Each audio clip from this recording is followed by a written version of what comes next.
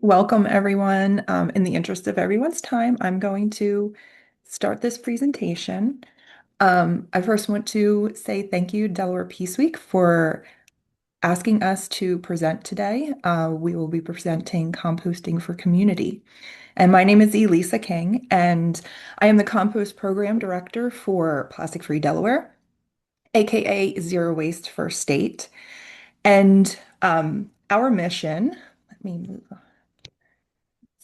So our mission, and we have a program, it's the Delaware Community Composting Initiative. So the mission for the Delaware Community Composting Initiative is to help reduce food waste from going to Delaware landfills. So we do this in part by providing educational programming around community composting and other composting processes.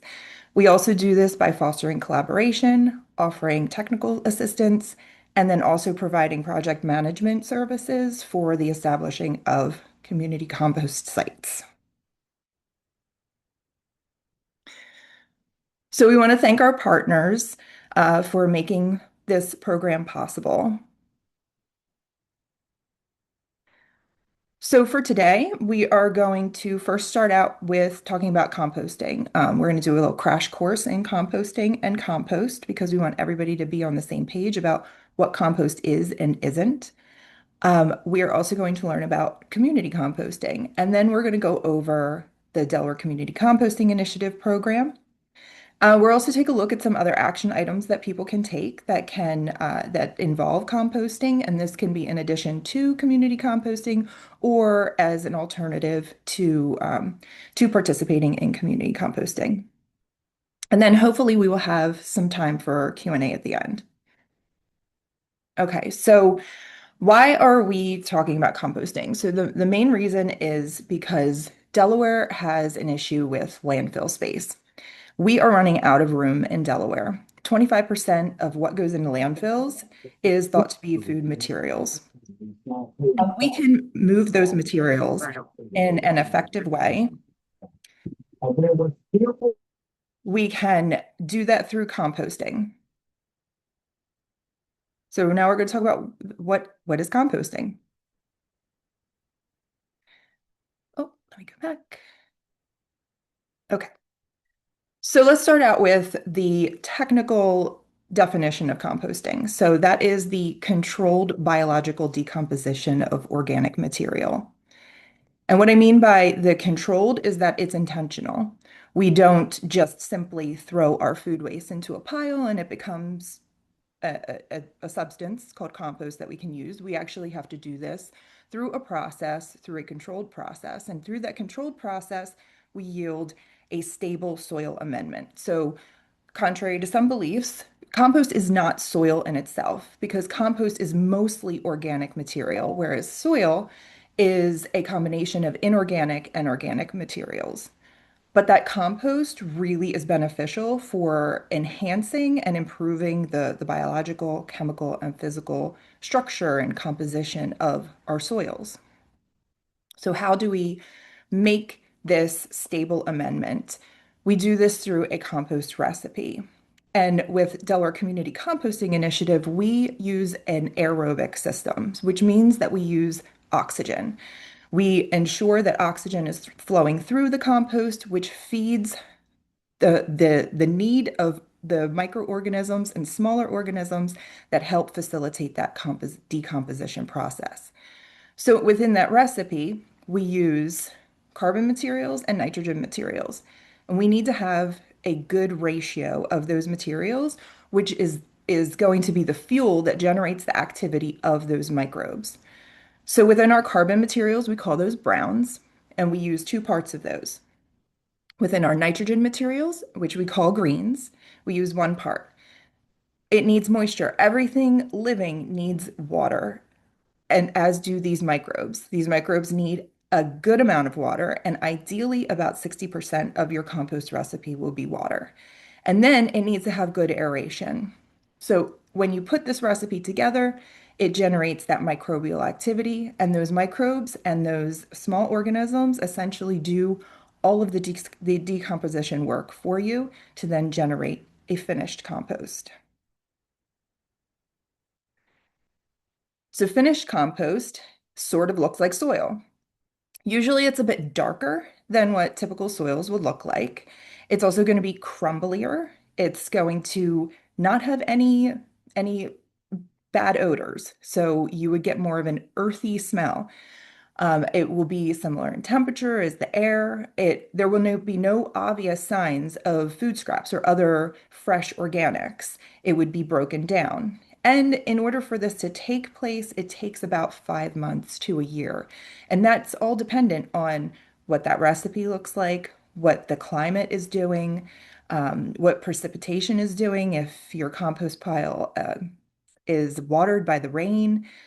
So there's a lot of factors that come into play for how long it takes to create finished compost, but this is generally speaking what a finished compost would look like. So what are the benefits and uses of compost? There are many. So let's see. We talked about diverting food from the landfill. So that is one of the main reasons why we want to do this right now, why we want to get more people in the state of Delaware composting. But here's these other benefits that come with it. It cycles biological material back into the earth, which then supports biodiversity and local ecosystem balance. It also improves soil nutrient availability. So this can be an alternative to synthetic fertilizers. It also improves soil structure and reduces erosion. It improves water retention, think rainwater runoff and flooding. And then it also helps remediate soil toxins and it balances soil pH. So overall, compost is really beneficial, adding back into the earth, back into our gardens, back into our parks and other natural spaces. Compost is also really effective at combating climate change. So while the compost process does actually yield a little bit of greenhouse gas emissions, it is 20 times less than, as far as methane production goes, 20 times less than when we put our food scraps into landfills.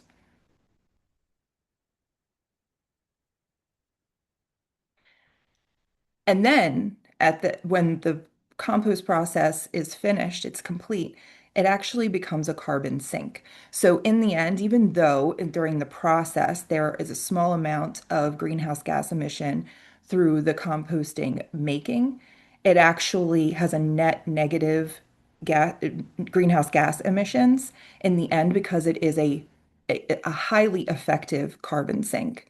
And it does this because it is highly biologically diverse.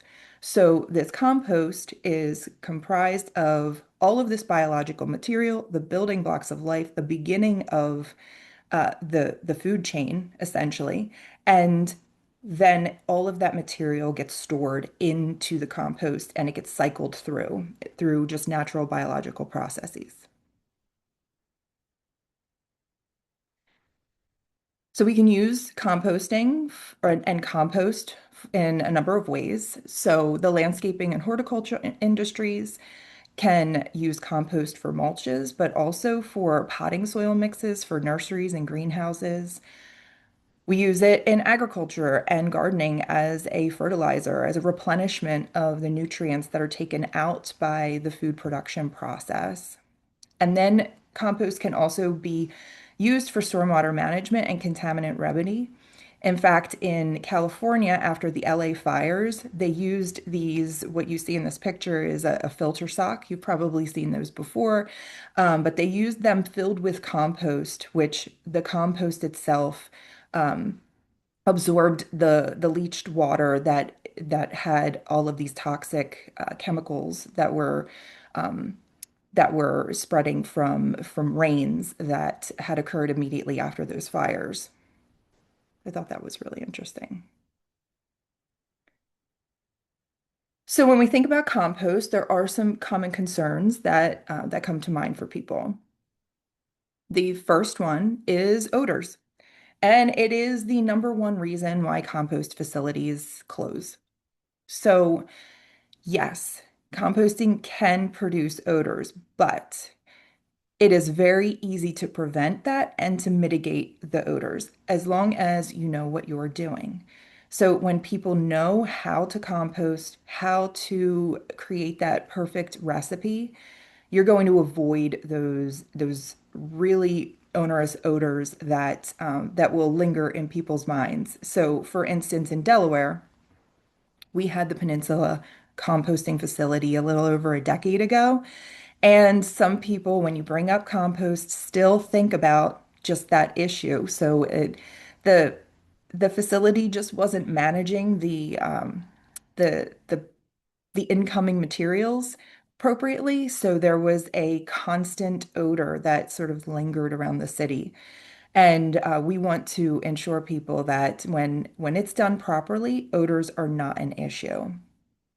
So we do that by providing education and training on the proper composting techniques.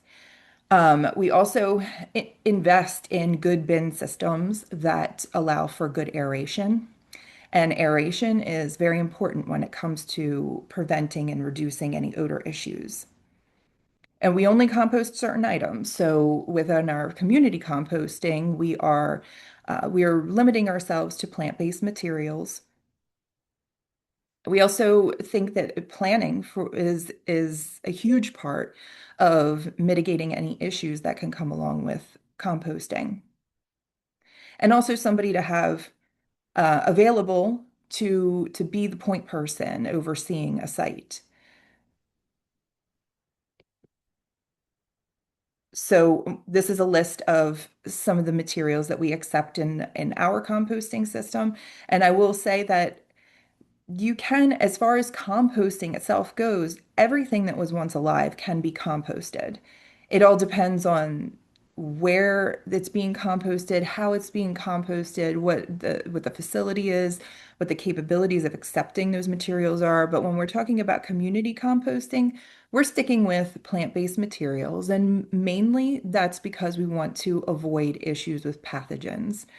So when it comes to meats and dairies and going through that process, we want to make sure that we are really limiting that exposure to people um, who are participating in the composting process. So we accept mostly fruit and veggie scraps, eggshells, coffee grounds. With our browns, they look like dried leaves, wood chips, some wood shavings, some brown paper bags, some cardboard. But for our browns, we tend to focus more on dried leaves and wood chips because they are really good in the recipe. So another common concern is, does it attract animals? Does it attract vermin? And we use these systems that are very secure. So they are outfitted with hardware cloth, they have closed lids, they're locked. And this is to not only prevent issues with animals, but also prevent issues with dumping or other people who don't know how to do the composting, maybe doing it wrong and messing up that recipe. So we have a very secure system in place that we use for our community composting. We also avoid issues with water by raising it off of the ground, and also have good drainage throughout the system. All right, so now I'm going to talk about the Delaware Community Composting Program. Some of these slides are going to get a little bit wordy, but all for good reason. And I will send these out to you so that you will have them as a resource afterward. So with community composting, what is community composting? So community composting is where the community collaboratively comes together and participates in the composting process. So this is also collaborative action that we can take towards addressing climate change. And so folks come together, they bring their food scraps, they bring some of their yard wastes, and then generate this really amazing soil amendment. We use it as an educational space as well. So people who are participating, whether they are members or not, definitely with children, we learn skill sets that can be applied either through for the composting process or in the personal lives or even professional. So, our community composting in Delaware is a permitted operation, which means that we are regulated under DNREC. Department of Natural Resources in the state of Delaware provides permitting to our community composting sites.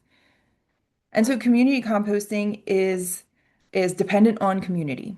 So it's an ongoing activity that requires commitment, and those are the folks that we are seeking with the expansion of our program.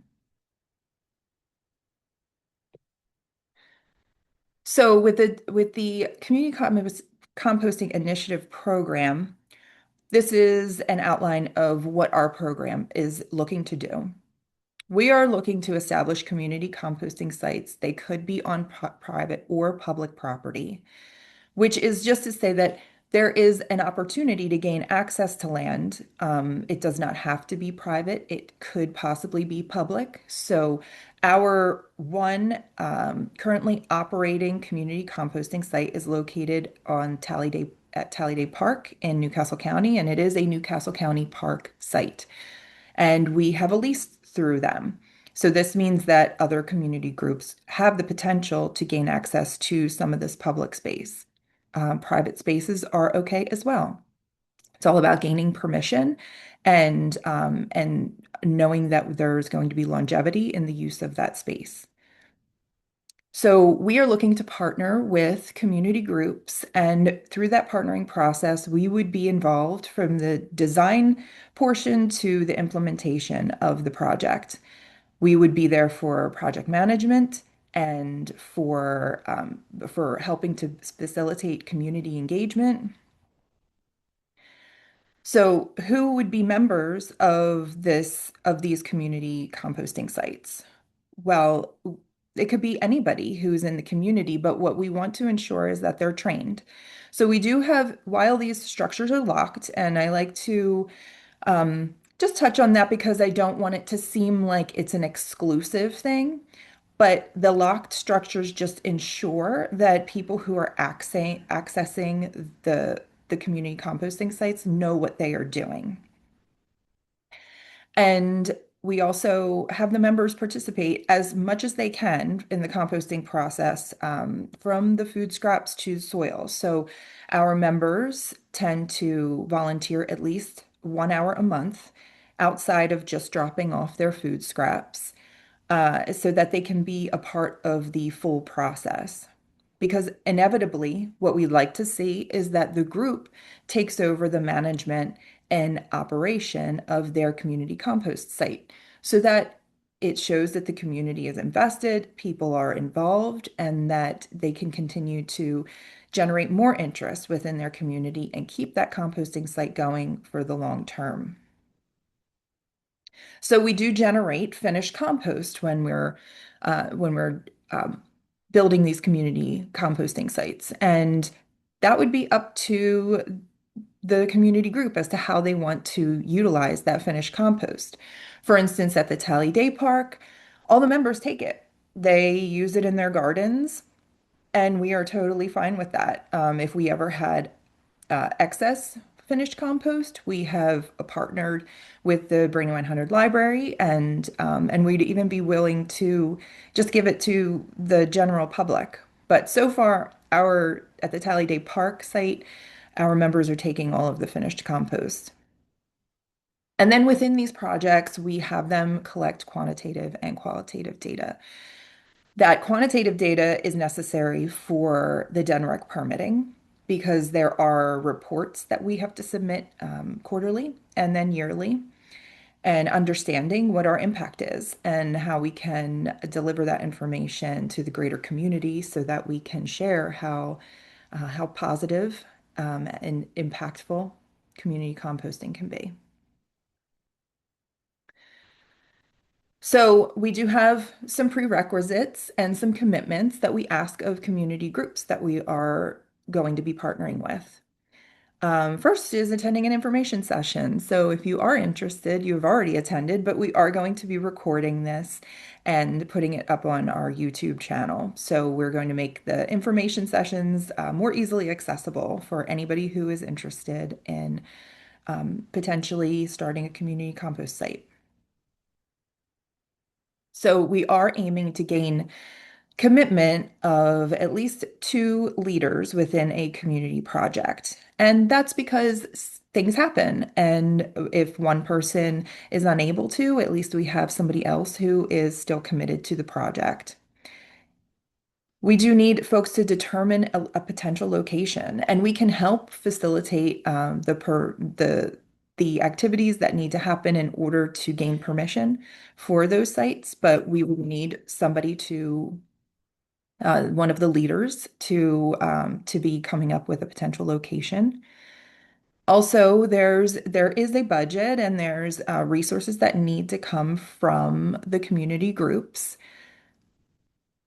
So gaining interest in from the community. So this is one of the most important things that we want to see from a community group is that they're going to engage their neighborhood or their organization or whoever it is that um, they or wherever it is or whatever group that they're thinking of as far as their community goes to generate the interest to get the information out to them so that they have potential members lined up. The DENREC permit is $400 per year, and that would be an ongoing cost that the group has to determine how they would pay for that. So we have a simple application process after some of these things have been fulfilled, and we would be more than willing to communicate with folks beforehand, making sure that they're on the right track and that we can help in some way to meet some of these prerequisites. But then we have just a brief online application so that we can get this whole project going. And then, like I said, we would be involved in the entire process, leading much of the project for that first year. And then I've mentioned some of the things that we would be providing. So, assistance and guidance through the design and implementation process. There's also, through the permitting process, there are something called assurance fees. And these fees are something that DENREC holds um, in your account that would be available to them in the event that a composting site closed and they needed to do the cleanup of that site. Thankfully, the Delaware Solid Waste Authority has committed to basically assuming any of the assurance fees that come out of or that are required for any new community composting sites. So we very much thank them. So we would be helping with project management and the construction. We have a partnership with Howardville Tech and their carpentry program. And so we have access to having some of these composting sites prefabbed, and then we would decide with each group how large of a community composting site we need through the design process. We'd be providing training, everything from the actual composting process to the record keeping system. And then we want to have some kind of forum where the various community composting groups can have access to each other, whether that's a Google chat or a social media group. Maybe we'll take a vote of what everybody would like to use, but we would like to have some kind of way for everybody in the Delaware community composting arena to communicate with each other. And then we'd also follow up with educational opportunities so that maybe through us, but that could also be with outside entities. So I don't want this to seem daunting to anybody as far as the group organization goes. So just give a few tips. So like I had mentioned about the information session, we will have this available as a part of that prerequisite. If you are open to being a leader, that's great. That's first step. If you're looking for other community leaders, to start talking to people, finding organizations around you that have common values. There may be somebody who would like to lead a project like this, and because it can also factor into the types of things that they are required of in their jobs. Gaining community interest, some suggestions on that. Speaking at your local civic association or municipality meeting, that usually there's a monthly meeting, and that's a great opportunity to get the word out about your idea for a community composting site. You could also hold a community meeting at your local park or even at your home. Sometimes partnering with other local organizations or even businesses can be an opportunity to get the word out, or just to see if people are interested.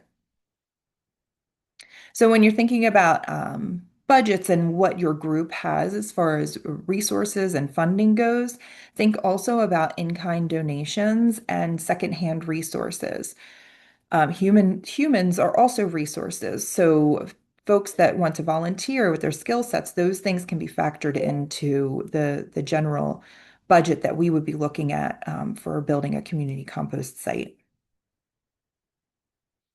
When you're thinking about covering those annual DNREC permit fees, it's $400. So there's several things that a group can do. So for one, you could charge your members a small fee.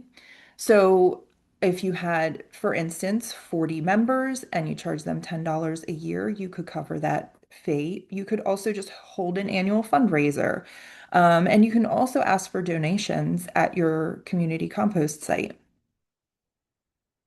And then when you're considering access to land, um, consider your neighborhood. Is there any underutilized spaces? Are there any vacant spaces? There's also lots of land available from various businesses um, and schools and other organizations that have underutilized land. They may be willing to partner with you. And then just some notes on building community because this is essential for the community composting process. So, first and foremost is to organize your group. Make sure that you have a group that people can turn to and some way of turning to. Holding regular meetings is one of those ways so that you can have a space where people can come and start to generate conversations around this community composting project.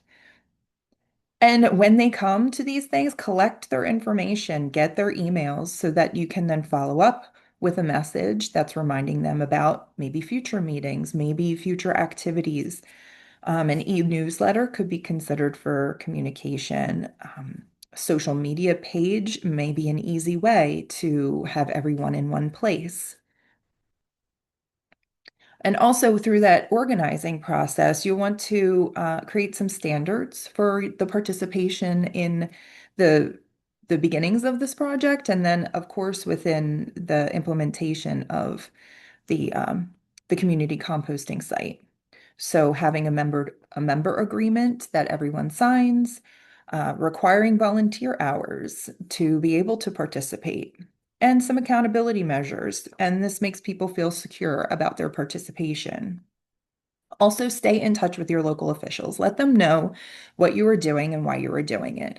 This will help to ensure the sustainability of the project.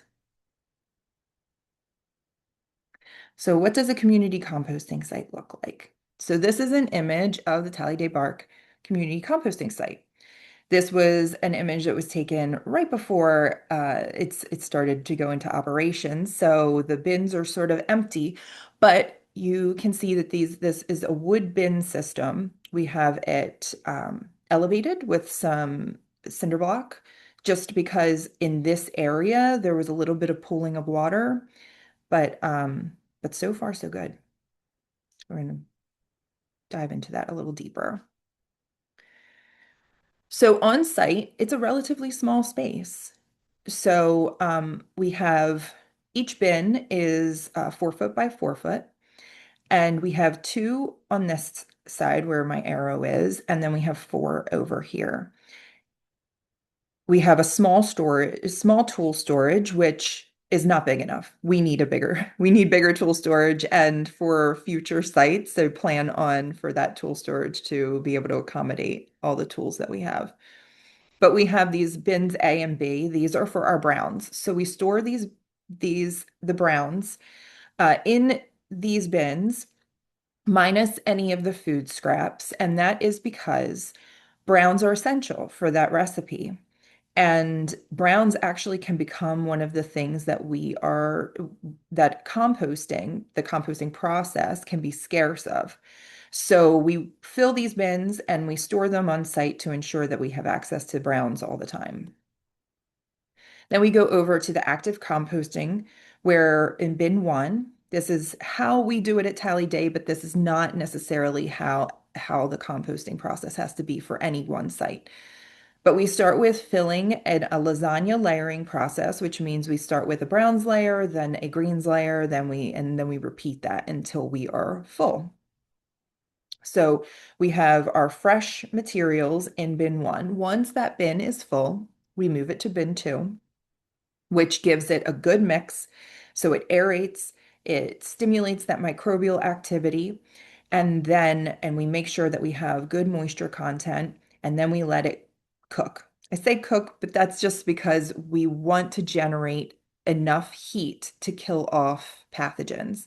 So we do some more monitoring of the temperature at this time. And once we get it to temperature, we make sure that we have it at the temperature that we want it for a few days.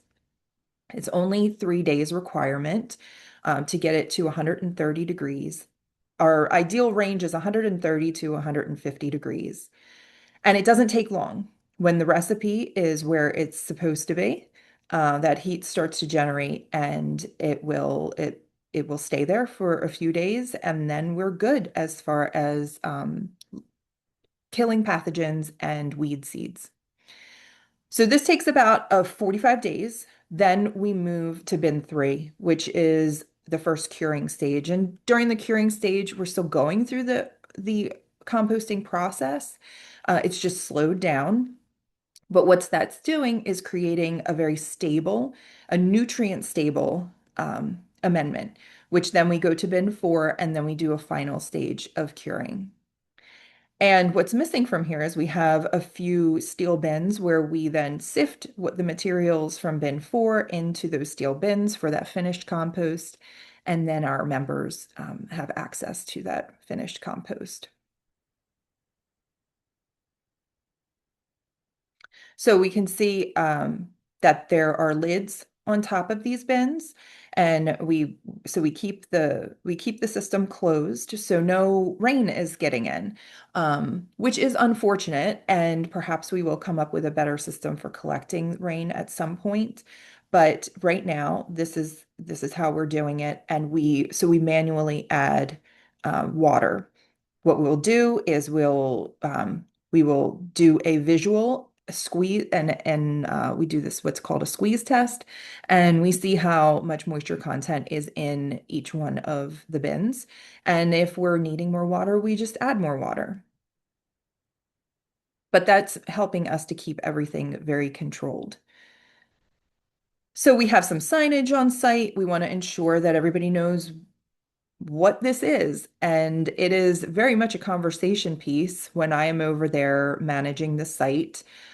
People come up all the time and want to know what is going on. And surprised much of the time when they didn't know that it was for composting. Although we have some takeaways for information, and we also have information on composting process and the benefits of composting posted around the site. And then with our data collection, we are able to provide that information to the community as to what our impact is. And with the data that we are collecting, we are then also using some EPA conversions so that we can see how much CO2 we are saving on and what that equivalent in gasoline looks like. And so this is what we would have other community composting sites, other groups participate in as well. So this is our estimated infrastructure budget, and this would be for a three bin system. So what we have at Tally Day is a six bin, but it doesn't have to be that big. It all depends on who's involved and the site that is going to be built on. So for a three bin system and all the tools and all of the signage and the permit fee, and it's about $3,200. So we are looking for partners that can see this and potentially help out in some way. What a partner group can provide financially is not a determining factor for us as to whether or not we would be assisting them or building with them. Ideally, we would like for community groups to invest 10 to 20% of the budget, but really what that does for us is it allows us to spread our budget further so that we can establish more community composting sites. But if we have a group that is highly committed but lacking some of those resources, we would also be choosing to work with them. And we are in conversations with DENREC about reducing the costs associated with the permit fees. We were successfully able to get them to reduce the fee from 750 to 400 over this past summer, but we would like to see that lower, of course. So a tentative timeline from start to finished compost is around a year. So we're looking at about a year timeline. We hope for that to be less, but the permit process takes up about 6 months of that. And so we are working with DENREC on trying to reduce that amount. But otherwise, outside of the permitting process, we have funding, we have partners, we are ready to work with community groups, and we are ready to get going on establishing more areas where people can divert their food scraps from the landfill. So there are other ways to participate in composting. You can backyard compost, as many people do know about backyard composting, and some people don't. So there's lots of information on YouTube. You can also check out the Plastic Free Delaware website for some resources on backyard composting, which basically is just that you can compost a small amount on your property. This is not a permitted operation. This is actually something that is written into code in the state of Delaware that people can backyard compost on their properties. You can also join a food scrap pickup, which is a subscription that where you can collect your food scraps and they are picked up by various companies. We have a few that are picking up in Delaware. Mother Nurture is an up and coming business that is looking actively seeking for new folks to join their subscription, and they come and they pick up. We do not have a compost facility, an industrial sized compost facility or a compost facility in the state of Delaware that collects food scraps or will accept food scraps. So both of the companies that I have listed here, they actually pick up in Delaware and then they take to sites in Pennsylvania. And then a big thing is calling and emailing your state reps. Let them know that you find community composting important. You want it to be more easily accessible for people. You want it to be a priority for the state to compost so that we can take this collective action and reduce our wastes and fight climate change. And then we have a few opportunities coming up for making public comment. So right now, if you go to the state government website, the Climate Action Plan for 2025, we are asking folks to submit a comment on making community composting more easily accessible. So they have an actual line on expanding community composting, but they don't have specifics on how to do that. And so what you can do is go to the waste section on community composting. Um, there's there is a survey that you can take to provide your comment. So you would choose the waste section and then ask for simplified permits and waived DNREC fees. And also asking for permit waivers for school-based composting programs because we really want to get into schools so that we can provide the education, but also be able to reduce their impact from food that tends to be wasted in schools. And there will be new regulation public comment coming out very soon. We hope to hear that, and we will send out information soliciting public comment for that, and along with some suggestions on how those regulations can be changed to make composting more easily accessible.